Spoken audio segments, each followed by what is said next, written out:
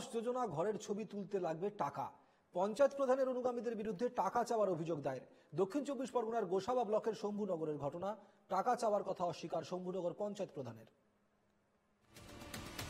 বাংলা আবাস যোজনায় প্রথম দফার কাজ শেষে ঘরের ছবি তুলতে টাকা চাওয়ার অভিযোগ। দক্ষিণ চব্বিশ পরগনার গোসাবা ব্লকের শম্ভুনগরের পঞ্চায়েতের ঘটনা।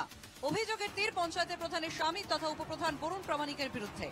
এক ঘর প্রাপকের অভিযোগ, প্রথম কিস্তির 60,000 টাকায় বাড়ির আংশিক কাজ হয়েছে। দ্বিতীয় কিস্তির টাকা পাওয়ার জন্য ঘরের ছবি তোলা নিয়ম, কিন্তু পঞ্চায়েত থেকে ছবি তুলছে না। প্রধানের অনুগামীরা ছবি তোলার জন্য টাকা চাইছে। পঞ্চায়েতের সদস্যদের বারবার বলার সত্ত্বেও আমার সেই ঘরে ফটো তুলছে না।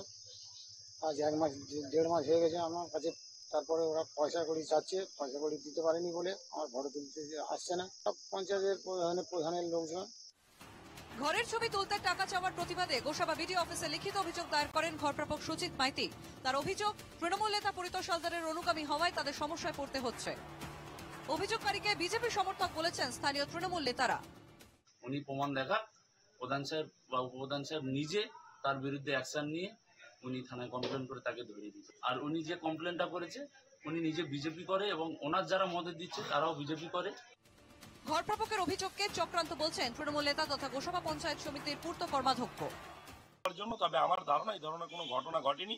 এটা বিরোধীদের যেমন ভাবে অপপ্রচার, সে অপপ্রচার ওরা চালিয়ে যাচ্ছে উদ্দেশ্য প্রণোদিতভাবে তৃণমূল কংগ্রেসকে মেলাইন করার জন্য, ওখানকার প্রধান উপপ্রধানদের মেলাইন করার জন্য এই বার্তা সে দিচ্ছে। আবাস যোজনার টাকা, 100 দিনের কাজের টাকা, মানুষ মারা গেলে সেখান থেকে কাটমানি খাওয়া, জন্মালে জন্ম সার্টিফিকেটের জন্য কাটমানি নেওয়া, এর একেবারে জন্ম থেকে মৃত্যু পর্যন্ত আপনি যদি পশ্চিমবঙ্গে বেঁচে থাকতে চান তাহলে তৃণমূলকে কাটমানি দিয়েই বেঁচে থাকতে হবে।